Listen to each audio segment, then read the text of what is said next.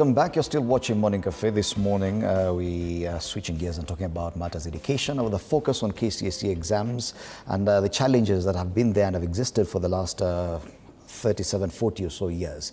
In the next 3 years, we're going to be transitioning to a fully competence-based assessment. But let's continue looking at KCSE. And just before we took a break, Anne Muchoki is head of Girls Senior School at Kitengela International School. Just before the break, you're talking about the teachers and how they've also faced challenges. And the question is, even as students and candidates sit for the exam, it's also an exam for the teachers. Yes. Yeah. More so for the science teachers, because they actually do have to do the exam. To be honest, KCSE, it's not KCSE that's a stressful time. The stressful time for a teacher comes in January and before KCSE. Are your children adequately prepared? And then you see the paper, you're like, what? And then now when the results are coming out, because this is what you do, and you are measured, fortunately and unfortunately, on a product that you have very little to do with. The children come to you with the intelligence they come with, the capacity they come with, and somehow you're supposed to churn out A's irrespective of their genetics, and intelligence is an inherited trait. Yes. So you have a C student, but the expectations of the teachers and society are very, very high. Teachers are held to a very high standard. Are you saying it's only a certain type of candidate that can get an A, that it's not everyone who can? Yeah, not everyone can get an A. In an ideal society, not everyone should get an A. This is one of the problems we have with KCSE, where you have 10,000 A's. That is not a normal curve. I remember during our KCSE, we used to have 10.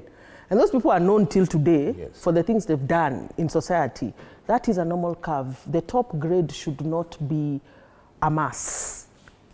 It should be, it's elite for a reason. Most of us are average and just slightly above average. B's, C's, that makes sense. For us to have thousands and thousands of A's is a failure of the system.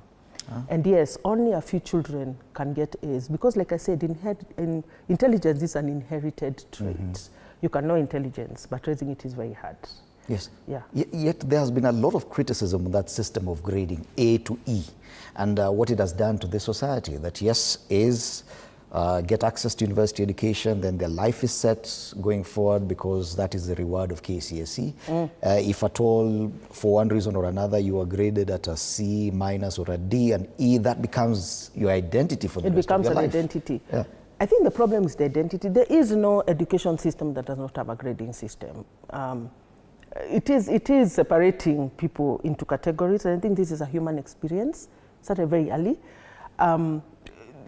You do need certain capacity to be a doctor because of the sheer amount of knowledge you need to store in your head. And it's like having a supercomputer and having, a normal Word document computer. Our brains are computers. And I think that is necessary. It's necessary for us to shape out people in terms of talent, and brain is a talent. I think it's very necessary. I think what I have a problem with is identifying with it and calling it down to C+ and above intelligence, C+ and below dumb.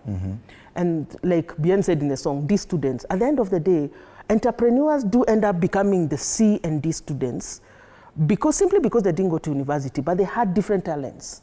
And therefore the C students are the one that's hiring the A and the B students simply because they have the gift of gab.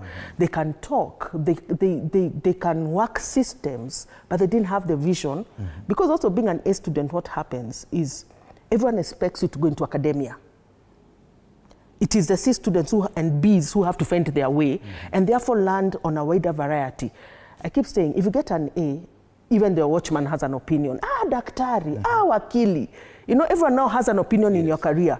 And maybe you just wanted to be a nurse. That is what you want to be. But not because you have an A, even it's like, why are you wasting your talent?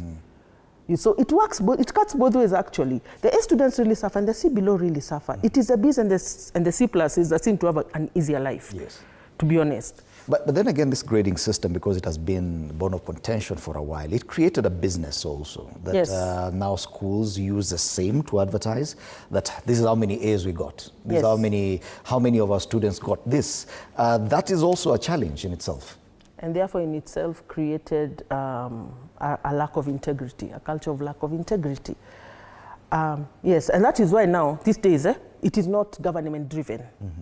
You've noticed that, Before we used to have this whole announcement where we say the top school in the country is, and this is the top 10 students. The students still say, but the schools we do not anymore. I see advertisements. Yes, they are advertisement, and these are school-based. Yes. They are not. Remember before it would be a whole headline. Or the ranking. The ranking was actually government-driven, where you'd see Alliance at the top, Starehe number 3, Kianda was always there. And therefore, in itself, was a form of advertising. Now, the problem comes in when you have private schools, which are, by their essence, a business. Public schools are service, driven by the government. Therefore, there's slightly less pressure in that area. The pressure is driven by personalities more than the institution. Private schools are a business at their core. Sure, they're providing a service that's very important, but they are business. So if you do get the A's, and because you've indoctrinated people to think that a good education is an A, not a holistic education, not seeing the whole child and knowing that you took a child from this stage of illiteracy to literacy, which is what education should be. It's become, how good are your grades? Okay. And that is now the problem, because now private schools start culling out children, right? You're like, we will not take anyone who has a 350 and below. Who is supposed to educate the children who have 280? Don't they deserve an education? You mentioned